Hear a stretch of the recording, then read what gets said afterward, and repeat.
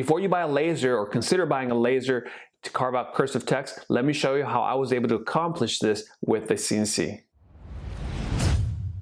Hey, what's going on, guys? This is Edgar with Timber and Pine. And regarding this cursive text on a piece of background board, many times we hear that it's a laser that accomplishes this. And while that may be true, you may be like me and you may not have the additional funds to go purchase a laser on top of your CNC. And so I took a project on to see if I can accomplish it with my CNC. And that's what this video is. It is a step-by-step tutorial on how to accomplish this cursive carving text with your CNC. So without further ado, guys, let's just go ahead and jump into Carbide Create and I'll take you step by step. All right, guys, so let's go ahead and jump into Carbide Create. I've actually already recorded this process once before, actually a couple times, but each time I felt like it was too long. So I'm just gonna go ahead and get right into the main points of this and how to achieve something similar to this. So since this is a raised text sign, so this sign is going to be, the letters are going to be raised or attached to my board. What I did first is I set up my dimensions of the final piece of material that the text is going to go on, so I can resize my text correctly. So this is what we're looking at here. So go ahead and set up the dimensions of your final workpiece that the material is going to go on. That way you can resize your text accordingly. Once you have that resized, you can then come back in here and set up the grid and enter the dimensions of the material size that you're carving from. Okay, so this right now is the board that my letters will go on. And so let's go ahead and now talk about the text. The text that I used is called Great Vibes. It's a free text that you can probably Google. I forget what site I got it off of, but it is a free text, or I'm sorry, a free font. It's a free font. And so I'm going to type in the name, Ava Rose. We're going to click done. We're going to resize this. It's a little bit small. Just like that. I'll do it again. One thing that you're going to notice with a lot of text, and especially cursive text, is that your text is not going to be welded. What I mean by welded is that the text is not going to flow or blend into one another. So you can see that this A does not blend into the V, and all these other texts, or all these other letters, excuse me, do not blend into one another. So we need to fix that first. And it could have been done at the onset when you're typing this, but what we're going to do first here, now that we've got it already typed out, is that we want to convert to curves. What that means is that you're going to be able to manipulate and select each individual letter. Each one of these are going to be vectors. And so right now it's set up as one single vector. This whole text is one. It's just one thing. So that's not going to work for us right now. So we need to double click on this. We're going to click on Convert to Curves. And just like that, we have now individual letters that we can work with. Okay. The next step is that we are going to use the Boolean feature called Weld. And to be able to do that, we're going to select the overlapping letters only. So the A overlaps into the V. And we're going to then click on Boolean Weld. Or within the Boolean feature, we're going to click on this Weld option. And you're going to notice that I'm not going to select this bubble, because if I were to select this bubble and select the Weld option, it's going to delete it. It may weld my letters, my overlapping letters here correctly, but then I've lost this. So I'm going to click on Command Z to undo that, or Control Z if you have a PC. I'm going to hold Shift and deselect my bubble here. I'm just calling these bubbles. I don't really know the name of it, but I'm going to deselect it, and now just keep the overlapping letters, and I'm going to click on Boolean Weld, and that fixes that overlapping issue. Same thing here with this name Rose. I'm going to select everything, and I'm going to deselect the bubbles by holding Shift and clicking on those bubbles there. I need to zoom in for the small one and this E, and then now I should be able to click on Weld, and those letters are now fixed. So the next thing that I want to do is I actually want to resize this a little bit more, and then to be able to center this text within the board, I'm going to click on Align Vectors. I'm going to align horizontally and vertically. And now I have a good representation of what my text is going to look like on my board. Okay, so now with this already set up and resized, I can then come back to my design tab, click on setup, and let's just make this 10 by 10, 1/4 inch material. You're going to want to use 1/4 inch material for this project. And now I can update the actual dimensions of the piece that I'm carving from, that I'm going to be carving from. So that's actually too small. So let's go ahead and go with like 20 by 20, just for an example. Enter the dimensions of whatever material size you're using. Okay, so now I'm going to set up my toolpaths. So the first toolpath that I want to run are my bubbles. I ended up pocketing these out. That was the best way to accomplish or complete this project, and I'll explain a little bit more as to why. I'm going to first select all the bubbles and group them, and I'm going to pause right there and talk about the other option that I thought about first. I initially thought that maybe I could contour these out, but there's not enough space between this bubble vector line and then the actual letter itself.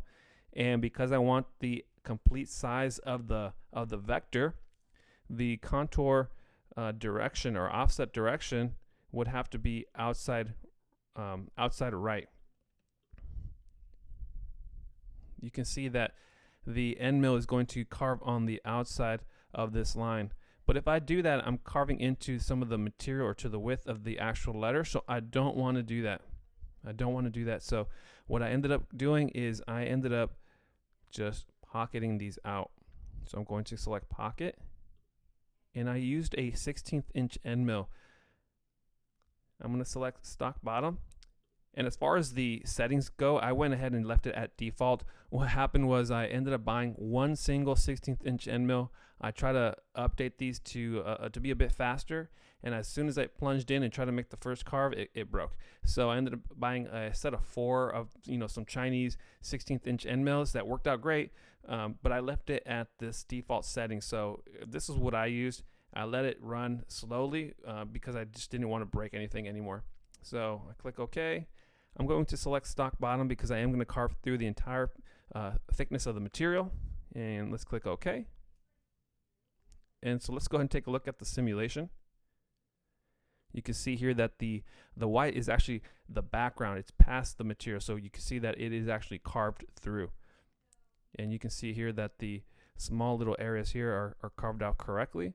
The only thing that you're going to not be able to do as good as a laser, if we're comparing this to a laser cut, these points here are not going to be carved. The geometry of the end mill is round, it's circular, so you're not going to be able to get a very clean or very sharp point here as it is in the design. When we look at the design, these bubbles come to this point here. So that's something that's just a trade-off, I guess you could say, when it comes to doing this type of project on a CNC. All right, so now with our bubbles pocketed out, the next toolpath is going to be the contour toolpath.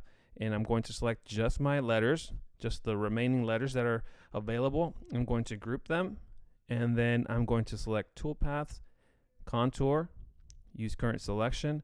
I also used a 1/16 inch end mill to achieve this. We're going to still use stock bottom because I'm carving through the material, and my offset direction is going to be outside right. By doing offside right, it's going to give me the entire size or the correct dimension of my letters. If I were to do inside left, it's going to carve them short or smaller. It's not going to be correct, and it's definitely not correct if I do no offset because you're carving on the actual vector line.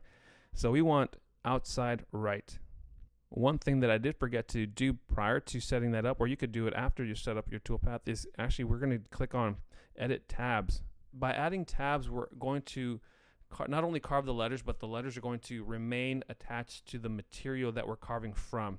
If we don't add tabs as we're carving, and the deeper that we carve and the closer that the end mill gets to carving through the material, the text is actually going to be loose and it's going to fly out, it's going to move, and it's not going to give you a good carve. So you need to add tabs to be able to secure your letters to the material. Once it's completed, you're able to then break the material or break the text away from the material, either by just pushing through or using a bandsaw of some sort. So let's just go ahead and edit these tabs first. Since I'm doing this walkthrough here, this tutorial after the fact, I'm just going to give you some tips on how to add or where to add these tabs. You're going to want to add them to these open areas, somewhere that the tabs are able to be easily reached. If I were to add a tab in here, that's just not a wise choice there. That's going to be a very difficult tab to clean up after it's carved. So my suggestion is to add these tabs in these open areas, such as this here, like that. Nothing in these close quarters, such as this area here. You don't want that one.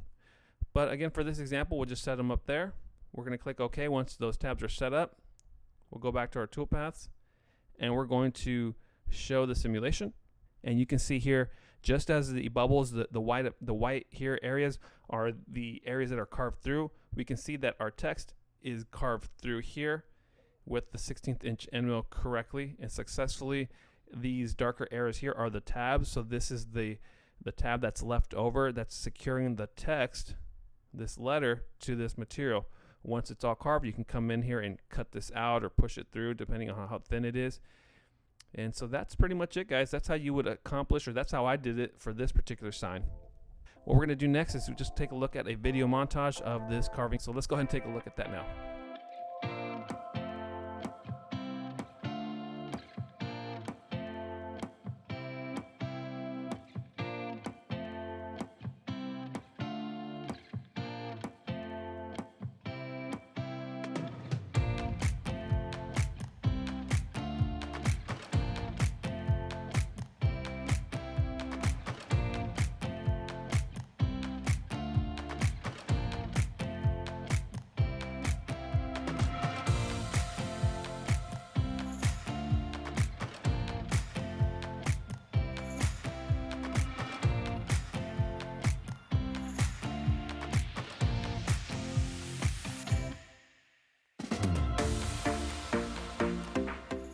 Once I finished the carve, I ended up taking everything off the wasteboard, and then I brought up my Wen tabletop or table bandsaw. It's definitely a great bandsaw, so if you need one, pick one up. I have it linked down below. It helps out the channel. But I ended up using this bandsaw to carve out the text from the larger piece of material, and once I got it to a more manageable size, I was then able to carve out the text itself.